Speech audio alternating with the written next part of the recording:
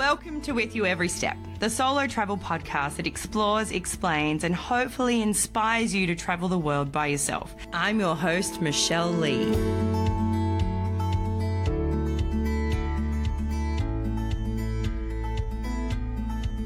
Welcome back. This week we have Herlin Apaza Tumpay back again.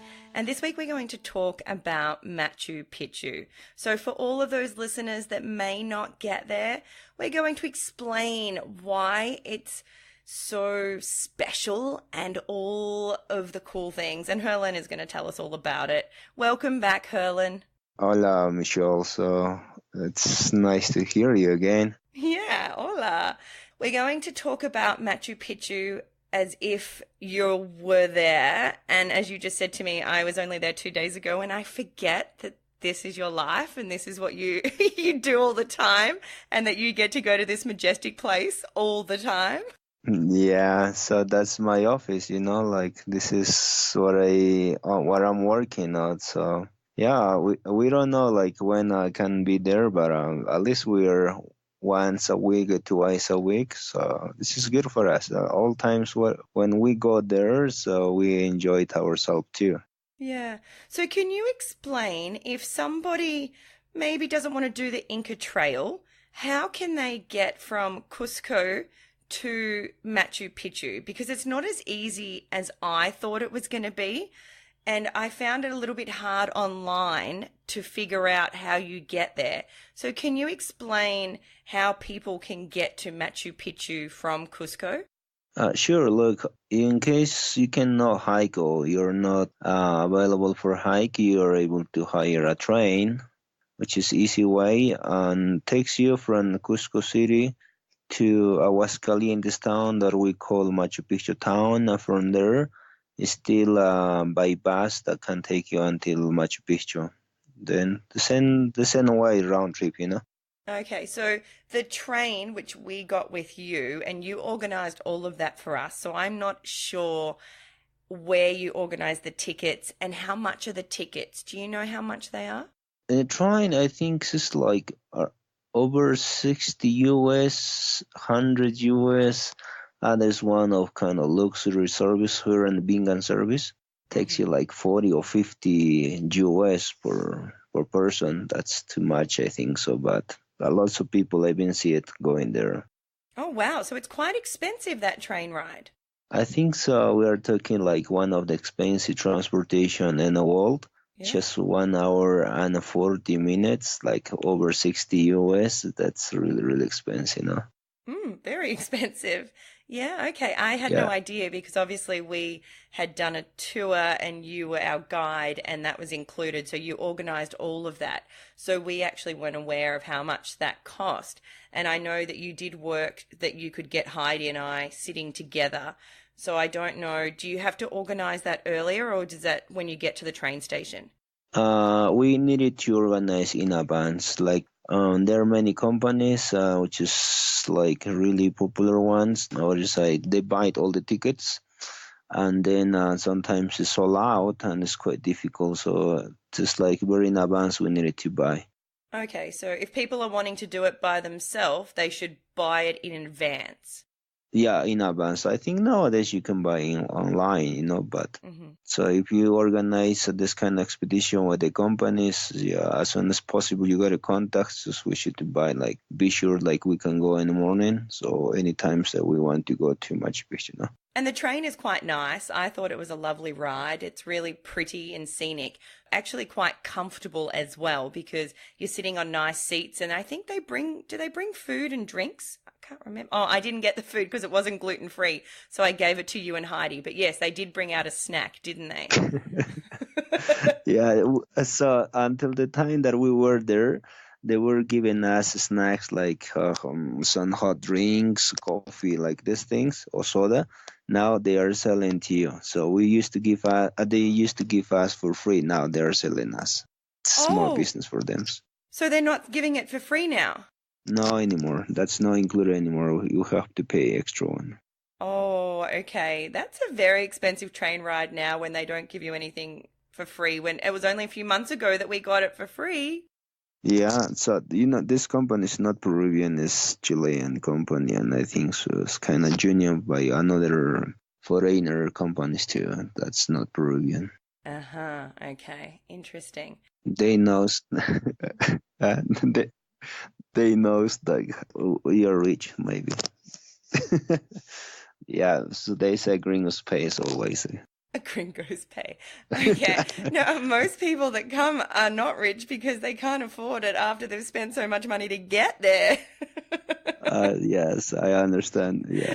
Yeah. Okay. So once you get the train, you get to, I can never say the town's name. Can you say it for me? Ollantaytambo. Ollantaytambo. Oh no, that's not the town. That's not the one that train goes right to, is it? I was Calientes town, Yeah, Machu that's right. Picchu problem. Yeah, yeah. Yeah, yeah. Hold on a second. Is the train an hour and 40 minutes from Ollantaytambo or is it from Cusco? From Cusco to Ollantaytambo, there is a season goes. Even it's not from Cusco. It's like 20 hours away from Cusco, called Poroy. That's the like final destination by train, and several times goes there. But most of the companies takes from Ollantaytambo that we take by car there, like 1 hour or 40 minutes too, and instead to go 2 hours. Oh, okay. So you get the bus or a car to Ollantaytambo and from there you get the train. Uh-huh. Yeah. Okay. Two All right. oases, no? Yeah, two oases. Yep. There are times like around 9, I think so, from Poroy, which is 20 minutes away. So the train goes from there to Ollantaytambo, and the same train still goes. But the same train has chance to pick up, or we are able to take that train too. It Okay. depends, like you are Cusco, you're on Rubamba, you're on Ollantaytambo, like, you cannot come until Cusco, near to Cusco, so it's better to go to Ollantaytambo as well. Okay. Yeah, and there's some things to see there as well, isn't there? We weren't there for very long because we got in quite late. I think the day that we went in, it was dark. Yes, yes. There one beautiful Inca site, and surrounded that Ollantaytambo, there is small communities that is still dressing the how used to were in the ancient people. No, they are still considered Aborigines people. So several times these people come from the villages to get some supplies, and at the same time we are able to introduce to them. So, and there is one beautiful Inca site which is a temple. This is a really beautiful one. That's located in the main Sacred Valley too. That's one great attractions there. And then you get to the town that I can't pronounce, which is near Machu Picchu. Yeah, Aguascalientes town Yeah. or Machu Picchu pueblo. Two names. Yep. It's a Okay. hot spring. Yeah. And so I actually really like that little town. I thought it was really cute. I like that the water runs through the middle of it. Yes, this is one. I think one unique time that we have here in the Andes and in Peru. Not taxi service there. There is no any motorcycle. Even the vehicles doesn't use any locals. There's you and your food, no. So you need to walk. So it's kind Yeah. of a special place. Yeah. Yeah, that's right. There's no cars in the town, and that's why you have to get the train there. Yes, this is one way how you can get there. Actually, there's another main way. Takes you driving more than 6 hours, I think so, from Cusco behind Ollantaytambo and goes to Santa Maria town, Santa Teresa town. Then near Machu Picchu, it's called Hydroelectrica town. From there, we needed to walk 10 k's surrounder of the valley and beside of the train track and still get to Aguascalientes. But basically, that is all day more or less. Oh, wow, that's a And big trek. that's Yeah, kind just of get the train. big trek and cost us less money for sure, but we have to hike like 2 3 hours more or less, no, the last section. Mm, okay. And so then people get the bus, and you have to buy the bus ticket beforehand to get up to Machu Picchu. No, anytime you can buy there, but if we buy in advance, it's much easier, no. Okay. So there is office for by them in Cusco City, so we can buy the train and the bus in the same time. Oh, okay. Okay, that's a good little Mhm. tip. All right, and so then when people get there, I know it was quite busy when we got there, and I know that we were totally reliant on you to be able to get us to where we needed to go. But I think you just follow kind of the crowds, right, to get in? Yeah, this is, Machu Picchu is one of the seven wonder of the world and one of the great destinations for many foreigners, even for locals. In the weekends, it's mainly like many people. It's a little crowded because we have chance to go as locals for free, and this is one. But the other thing is we are able to go like more than 3,000 people per day. So the time that we were there, I think so was kind of any times you can get there. Earlier was great, Mm. but now it's only once you're able to visit Machu Picchu. You're not able to go outside. If you go outside, no chance to go back inside Machu Picchu. Now we have two times, once in the morning, another once in the afternoon. But also the national park sake for next year, since January, will be on three groups per day. So we'll start like 6 in the morning until ten in the morning, Mm-hmm. then 10 to 12 or around 2 p.m., then until 5 more or less. So we will have chance to go in three turns more or less to get to Machu Picchu. It's getting more complicated, the rules. So there are Mm-hmm. professionals working that because it's one of the heritage, or also it's one of the mine for us for locals now. So we needed to preserve it. This is avoided to see many people in the same Machu Picchu. What do they think is happening to it? Is it getting ruined because there's so many people walking on it? Is this what they're worried about?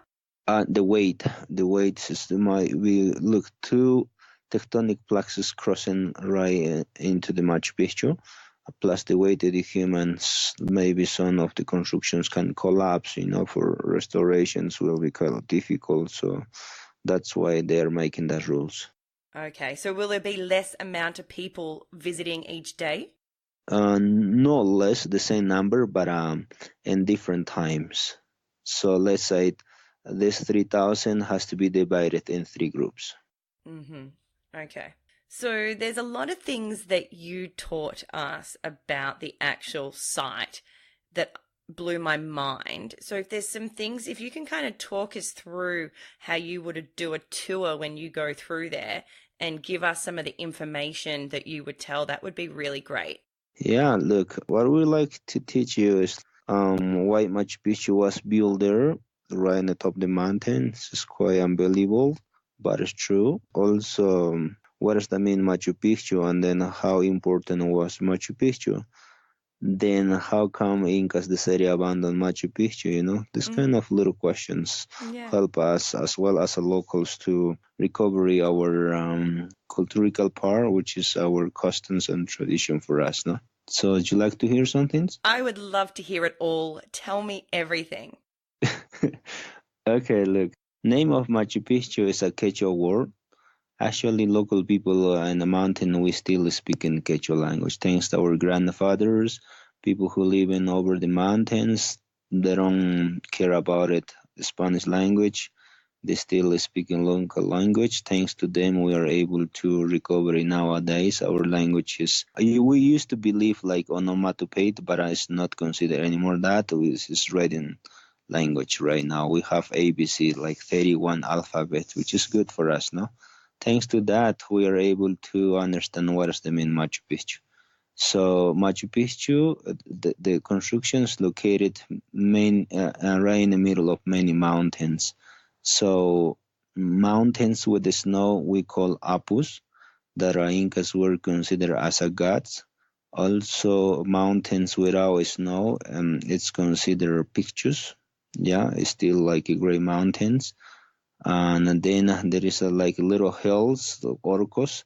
But when we are there, so you are able to see many pictures and very far away some apus. So that is why it's called Machu Picchu. Also, the construction it's considered belongs of the ancient culture, no, located in the middle of many pictures. That's why they were mentioned at Machu Picchu, no, which means older mountain. So do you know who came up with that name? That was one of the explorer, which is Gorgin, I think so, one of the German man, and he wrote a map like to measure it where is located one of the main mine, and but he didn't mention the name of the Inca citadel. So there is a one mountains located in the south part of Machu Picchu. That is original name Machu Picchu. So they were he were focusing to see that mountain by different angles and to measure it where he's going to work in the mine. So that we are talking about it 1780 more or less.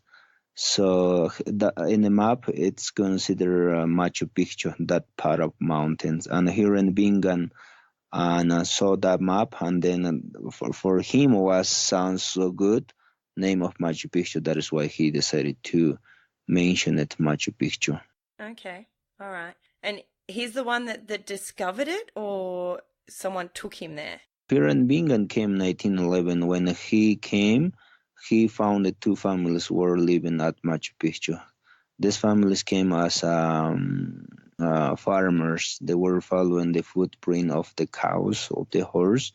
Thanks to that, they found that Inca site, and then they were living a like hiding place right there. So people at that time, we're talking about 1902, were exporting a sugar cane near of Machu Picchu, and but people were walking through of the valley. So it was covering with a lot of vegetation. That's why even these people, they didn't see it. And these people who were living in Machu Picchu 1902 were living in camouflage. At that time, Peru was a little bit difficult because we were working as a slaves for the rich families.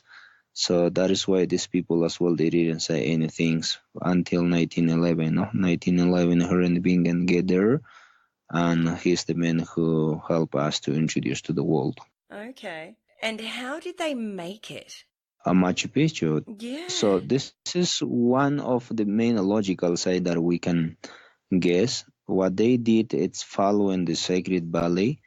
And actually in Sacred Valley, we have constructions having good shapes like frog shape, llama shape, and a bird shape, puma shape, Machu Picchu's condor shape. If we can see it in this shape as the sky, we are able to find it whole of this shape of the animals in the Milky Way. So they want to do this kind of construction like following the Sacred Valley, which is Urubamba River, one of the main river goes to the Amazons, and they want this is how they saw Incas. So they want to go through of the river in the direction it goes and then join with the Milky Way. And that is why Incas did that constructions having a different shape as the Milky Way, not to measure it, the main shadow of the Milky Way. That's one of the main theory that we understand why Machu Picchu was built there. But to see these ones, and they found a specific spot as a Incas, and then they burning a whole of that size, and then once they burning, and they saw the material water and the granite stones, and they say this is the main place that we should to build one construction, no? And they start to do as a retaining wall right in the bayside near to Urubamba River. We are able to see it since that spot is the constructions that they use for farm and the same time as well as a retaining walls. Then right in the upper side, they got nice space, and then they decided to build like temples, palaces, and some ceremonial places to worship. So Machu Picchu is divided in two sections. One is agriculture sector, and the other one's like urban area. No, into the urban area as well is divided in two sections, which is like it's like a ceremonial place that there are many temples. Yeah. Like ceremonial place, and the other one is for industry. So two important sectors. So they were forming the kind of great professionals, no, which was considered part of the royalties. So it's really beautiful, and that you can stay there. That we can see some buildings really wider, right there was working as a biggest university because they were teaching since they were really children. So people who live in Machu Picchu, they were important people. So that's why they did that construction, no, in the top of the mountains. But it's really incredible, that construction. And archaeologists did some excavations and they found it really amazing construction. The terrace is incredible. It looks like simple one, but underneath it's really amazing one. So there are lots of drainage systems, also many aqueducts. When we have rain and water drainage easily to the under of these terraces and then doesn't make any damage. That's incredible things. Without that constructions, Machu Picchu maybe would collapse less than 100 years, right? Incas abandoned that. Yeah, because there's a lot of earthquakes, isn't there? Yeah, and the last time happened in 1911. Cusco was the epicenter. I think 8 point something was the number of the measurements, and then Inca construction still there, and many colonial constructions collapsed. Yeah, and they support that. So there is another incredible one. American Society Civil Engineer did some excavation in different part of Machu Picchu, and they found it like some cylindrical stones, also like a bowl-shaped stones. This is working to support an earthquake. This is amazing things, like how Incas know about this kind of phenomenons, and they did this kind of constructions to support the earthquake. That's an incredible one. Ourselves, we cannot believe it, but it's true. And the way they do that is the stones are created in a way that they lock into each other. Is that how it works? Also, there are stones like working like concaves or ambex, like that to tie each others. Also, in Ollantaytambo, in the Sena Museum of Coricancha, there is a constructions, has a little line and they join two pieces of rocks, and the Incas melted the bronze, melted, and then once they get dried, the bronze was tied two pieces of the stones, like interlocking like at the fingers, that's an incredible one. So there are some examples that we can see there. Yeah, for sure, Machu amazing. Picchu is with that constructions too, but to see that we have to move piece by piece the stones. Yeah, but when we did excavation, this is what we found. It not this kind of cylindrical stones. And as you're walking through Machu Picchu, there's lots of, like you said, all of the animals that they represent. Machu Picchu has as a shape of the condor. So if you see from the sky, it's the shape of the condor? No, you can go. You don't need it to sky. You can go to Huayna Picchu Mountain. You can see it from there. Easily. The other really high one that there was no chance that I would have been able to get up. Can you believe this ones? That construction was built before that urban area of Machu Picchu.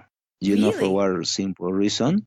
From there they were pointing to build the temple of the sun, the moon, the main plaza, the sundial, to measure it, the alineation of the sunrise, sunset, the constellations. So they were observing from there, and then they were pointing. So that's incredible one. If you go to Huayna Picchu Mountain, it's great construction how Incas fitted the stones over the massive rock, over the really steeper section. That's so for those that don't, it's incredible. For those that don't know what we're talking about, when you see pictures of Machu Picchu, it's the big point in the background. That's the mountain we're talking about, where people stand, and you can hike that as well, but only a certain amount of people per day. That's less, isn't it? Yes, 400 people per day. So that's, we need to book in advance, like 6 months in advance at least, to make sure that we can go there. Yeah, and that is for more people that are very able-bodied and not scared of heights, right? Yes.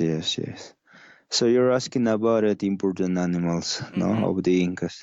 Yeah. So puma, snake, and a condor is considered. Each of these animals representing different level of the world. So snakes representing the knowledge. One point is Incas believed that when we are in the womb, our mother, through the umbilical cordon. This is the way how we got our first knowledge. That's why by the shape they were considered snake as knowledge. Some chronicles said when if any of these royalty people pass away, they put it back as a mummy at the fetal positions, and then the snake get chance to bite to get the second knowledge before to go to heaven. Then the condor they able to take the spirit life. No, that's why condor were represented to the high level, which is the sky, to where only the gods are living.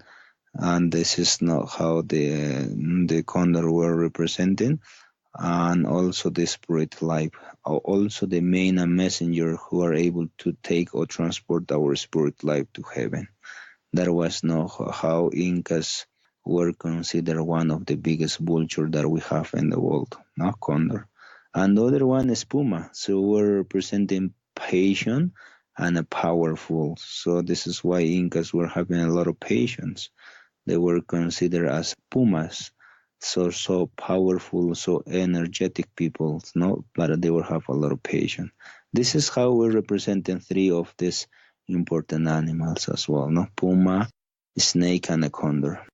So in Machu Picchu, I know there's the section where you can see, I took a photo of it. I'll put all this on my Instagram for everyone to see.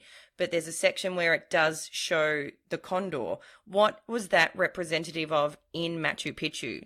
Yeah. So that is located right next to the industry sector.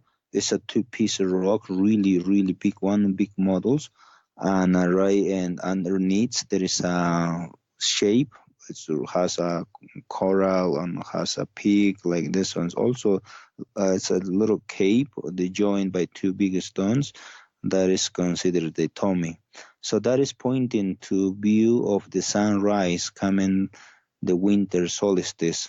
So what we believe it is over the wings part there is some niches like a small trapezoidal shape, like ornamental. And when any of this the ancient people who pass away used to put it there as a mummy, and the condor will have chance to not take to this body to heaven. That was the main reason why Incas shifted or carving the stones to have in that shape as the condor. It's so incredible. That's like I like it. What direction they're facing, and then how is the position? No, the position is landing or soaring up. This is not how Incas did the construction there and to worship in that animal. That's considered temple of the condor. Okay, so that was the Temple of the Condor is basically like the morgue. Morgue? Yeah, morgue, where you put dead bodies. Yeah, sure. Yeah, part of the right and over the wings bar, no? Like there is a beautiful shape. Even you're able to see it like bars or like a little rings that you're able to tie there, avoid it the moments will fall off, you know. So do you know how long the beautiful. bodies would stay there for? Maybe like in important days, like what the Incas did some ceremonies, that days was put it 3 or 4 days a week like that. I don't think they would put it more days too. Okay. So to have idea, like they are putting over the body of the condor, and then the condor take to heaven. So that was like one of idea how Inca believe it, the condor will take to the heaven. Yeah, okay. I like that theory. It's nice. Yes. I like it too. When I go there, I try to worship there and I try to pray. Like, condor, you take me to heaven, I say to him too. Yeah. And then the other ones that are there as well, because there was another few shapes. I can't remember what they were. There in that section is still one as a hummingbird shape, and this is open peak. This is like the main influence. The Incas, is the last civilizations. Before them, there were other great civilizations. One of them is Nazca Line, Chimus, Paracas, Tiahuanacos, more far away Chancay, this kind of civilizations, and that's who started to worship in different animals, Also given some dedications of these animals that they were considered important for them, like according how they were conquering other civilizations, each other they shared the knowledge, and that is why they were still respecting. So they didn't kill any of this knowledge, any of this culture once they got to conquer the other one. So they were respecting.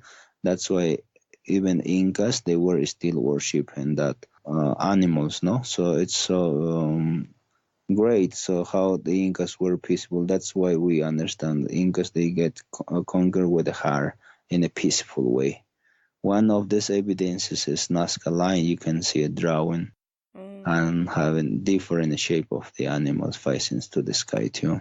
And they don't know how they were made, do they? Nazcas? Yeah. This is one of the theory that we figured out. And there were more than 100 people doing the line up. One person from the upper side, they were say you should move to the left, to the right, one step back or in front, to the right, to the left, and until to get the shape that they want to do it.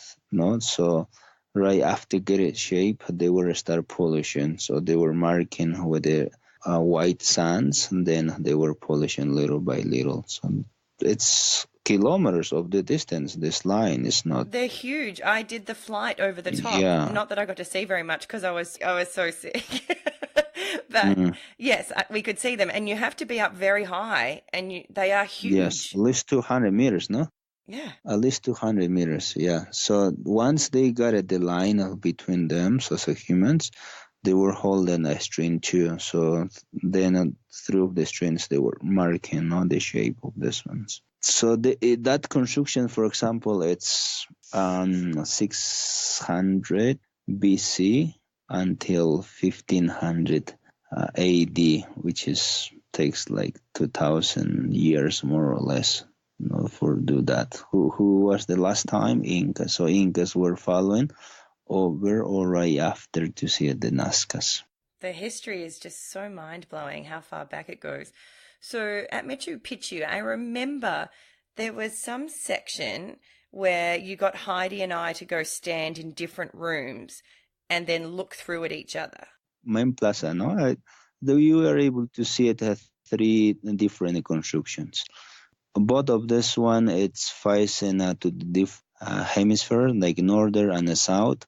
The first one, it's pointing to Huayna Picchu mountain plus sundial, that we are able to see it how the northern hemisphere constellation you're able to see over the mountains. This is how they were guessing. That was one of the main calendar for the Incas, to observe in the constellation that we have in the northern hemisphere, like Big Dipper, Small Dipper, Pleiades, also the Orion's belt, on different constellation, even the Sun Venus. No, you're able to see it when you stand up there. When the other constructions, still remember a little bit on breaking that it's facing to the northern hemisphere. To southern hemisphere. Facing to directions of the Sun Gate and Machu Picchu mountain. Above this mountain, you're able to see it, Southern Cross plus the Milky Way. This is how it's facing each other's.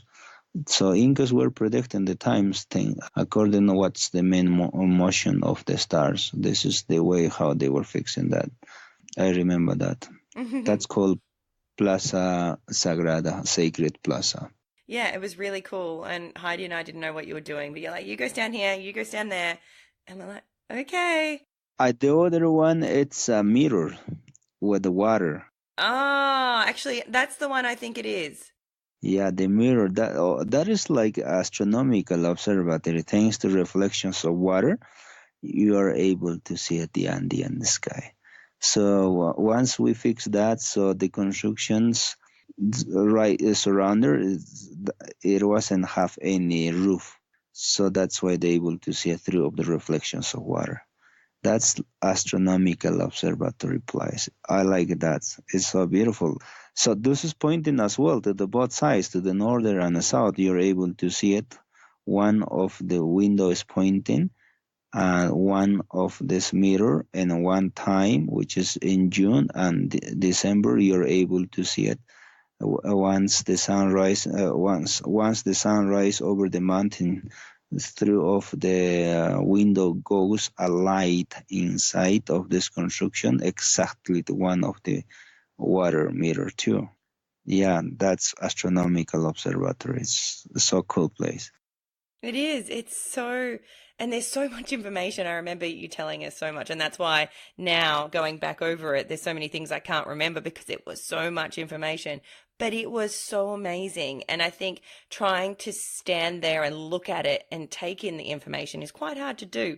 So I'm kind of glad that I'm having this second tour with you to be able to then take it back in because, yeah, it is so cool. And how high up is Machu Picchu? It's located 2,400 meters above sea level, right in the Amazon basin. It's talking about a feet, like 6,500 feet, more or less. It's not quite high. Cusco is more higher than Machu Picchu, so it's tropical area, Machu Picchu. It is tropical, but it feels very high when you're up there. It feels way higher because you're on the side of a mountain.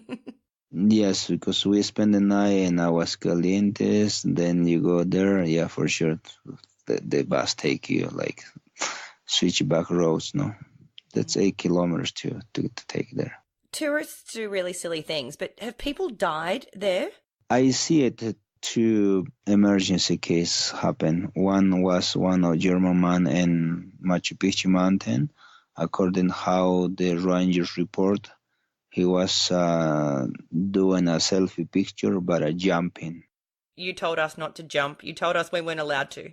It's not like that. It's one heritage, and we should be there respectable. So when you jump, like, can you imagine 100 people jumping in the same time? We can make a big impact, no? That's why we say we're not allowed to do it, this ones. Yeah. And the other one is from basically people who doesn't pay attention. So you are an age climbing the walls and maybe one of the stones loosen. That's why how you can, you cannot stable. That's how you can get lost easily. I've been seeing like a little emergency, like heart attack. Maybe people who doesn't expecting about it or emotional. I don't know what's wrong. So. But it is quite hard work as well for people that might not be the fittest. It is not easy. It's definitely not wheelchair friendly because there is steps everywhere. So it is quite strenuous for a lot of people, and it is high up. So if you're not used to the altitude, I can imagine the pressure it can put on a heart. Yes, because most of you are coming by sea level, no? So 2,000 meters is still a little higher for you. So there are 3 circuits. That one is largest ones that we can go more higher, and other ones medium size. And people who cannot breathe too much, we are able to take you by lower sides, but you will skip the view of the postcard view. Yeah. So you can see it like temples, palaces, these ones. Yeah, which we did those ones, right? We did all of it? Yeah, we did that. We did that, the longest one, the special one. The special one. Yes. Is there anything else you can tell us about Machu Picchu that we haven't covered? Maybe like Machu Picchu is one of majestic place, one of the place that you can get it energy by nature. It's one of the construction surviving more than 600 years. So you said that they didn't have roofs? Used to have. Oh, they did have a roof. Some of the building wasn't half just to see the sky. Many of these buildings used to have. That's why some of these ones were restored and to have idea how it used to be, no? And yeah, Machu Picchu is one of the majestic place for us. One of the places you can get energy when you are there. That's one cool place. I can believe it myself too. When I am there, I go back home really stronger ones and able to do whatever ones because it's a great place, no? Yeah, it is. It is really special. And I think hearing what you've got to say about it and the history behind it and the way they respected the animals and how they offered and did offerings and all of these things, I think it's so interesting to hear and to think that you're standing somewhere where people what did you say, 600 years ago were living? Yeah. This is like in the 1532 Spaniards arrive, and then 1540 more or less Spaniards get abandoned to Machu Picchu. So since that time until nowadays, we're 20,000, no? So we say like that construction belongs 1400, that was like 1600, still surviving there. So did the Spaniards take them away from living there? And Spaniards, they didn't go to Machu Picchu. There is no enough evidence that we can say Spaniards were at Machu Picchu. So Incas, they say they abandoned Machu Picchu, avoid Machu Picchu will be having biggest destructions like in the Cusco City or in other places. That's why the main reason Incas, they say they abandoned Machu Picchu. Why did they decide to abandon it? Sorry, I missed that. The Spaniards, they start destroyed and the main temples. They want to see it, how's the construction, so they didn't put it back in as a ray construction. That's why Incas was really afraid, and they said, so these Spaniards will arrive here and they're going to destroy this place too. So we're not given that chance. That's why Incas decided to abandon Machu Picchu. Oh, so they didn't find them there. Yeah, so Spaniards, they didn't find it, never ever. Okay, all right. Yeah, I kind of always been a bit confused with how that happened. Okay, that makes sense. Yes. Interesting. Well, thank you so much for sharing all of your knowledge again. And I'm so grateful that you could do this. I know we've had a few technical issues, but it's ended up being perfect. And I've been able to pick your brains once again about Peru and Machu Picchu. All of you that you're visiting us to Peru, to Cusco, and that's one of the main mind for us to respond, and we appreciate it any times that you stay in Peru. So that is your home, no? Especially Machu Picchu. Thank you. Thank you for being here again. And it's been good talking to you. And who knows, we might get you back and talk about something else in Peru in the future. Sure. Yeah, anytime. Thank you, Herlin. Yeah, it was a pleasure to talk with you, Michelle. Thanks for listening to With You Every Step, hosted by Michelle Lee. We do hope you enjoyed listening. And if you did, make sure you tell everybody. If you didn't, nobody likes a Debbie Downer. Please subscribe to get up to date with our latest releases and give us a thumbs up on our social media at With You Every Step. We love to hear from you. If you have any questions or inquiries, head to the Contact Us page at our website, michellelee.com. That's also where you'll find all our blogs mentioned in the podcast. We love to hear from you, and if we have inspired you to travel, thanks for listening. Love life and adventure on.